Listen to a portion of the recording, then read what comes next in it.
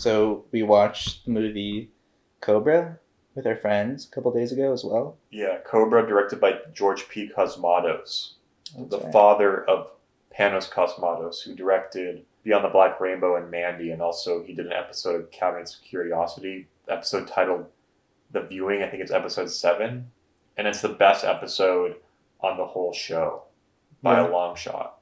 I liked Cobra a lot. It was dope. Cobra was cool. It was just like a fun Stallone movie. It had everything you wanted in an 80s action movie, which is just action, cool chase scenes, explosions, a badass hero.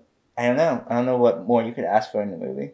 Yeah, tell them what it's about. So I'm still trying to wrap my head what it's about. It's about a cult that's apparently going around killing people because they want a new world order. And Cobra is played by Stallone. What's his name? Cobetti?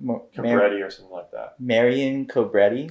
Something like that. And he's kind of a bad cop. He works what's called the Zombie Squad, which I assume is the Night Squad of detectives. And he goes around and he has a reputation of just fucking breaking the law, essentially, and the code of like conducts that police officers have. He roughs up people. He's not afraid to get his hands dirty, and that's what makes him so badass in this movie.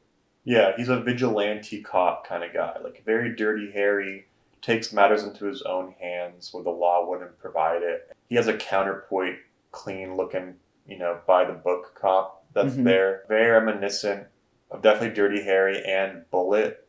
Steve McQueen. Yeah, Steve McQueen. The Robert Vaughn character in Bullet is like the by the rules guy, and eventually at the end, like he gets his comeuppance and he's just like, fuck you.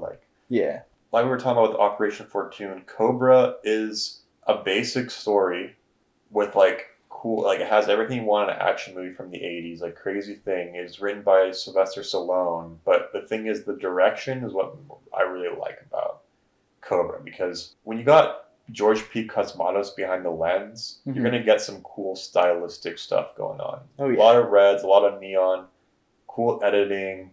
You got like the thematics of it with this cult and like the violence and everything. I just love the style of it. That kind of sets it apart from just a basic 80s Sly Stallone action thriller thing. And it's just like badass. And you can see with the cult stuff, there's a lot of comparisons with his son's work and then his work. Because like you got like the cult stuff, you got like the axes and shit. And you can see that. Yeah. And like Mandy and stuff and all of the reds and the neon stuff. And it's just like it was just cool seeing that, and it really like set it apart. It's just like a cool 90 minutes action movie, and it's like packed in. There's like a lot of cool deaths, and the car chase is amazing.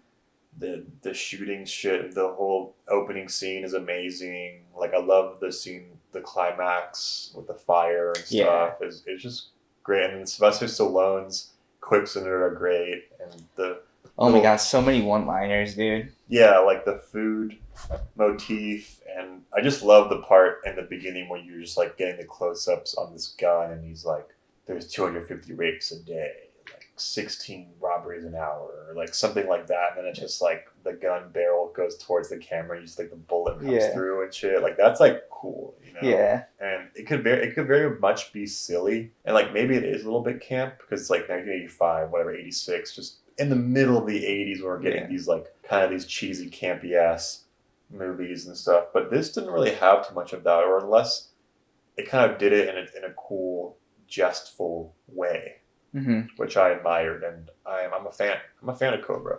Yeah, it was definitely a kind of a look into the 80s, for sure. It captures that time period very well, and if you watched it and you didn't even see the date, you would know instantly this is from the 80s. Yeah. It is very campy. Campy's not all that bad, It's kind of fun. If I want to have a fun action movie, there's nothing wrong with a little campiness. Yeah.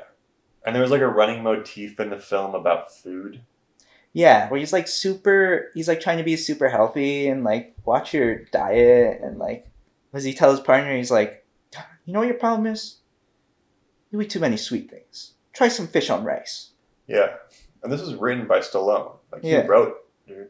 He really boiled down the script, because I know he doesn't want a lot of dialogue in his movies, because when he shot Rambo First Blood, there was like a lot of dialogue in it, and like the original cut, he was like, "This shit is so corny because I'm talking too much," and he just like, "You just gotta cut like all my lines and just boil it down to like a few ingredients of this film, just make it as simple as possible." And I definitely get that feeling in Cobra. It's like just 90 pages. Mm-hmm.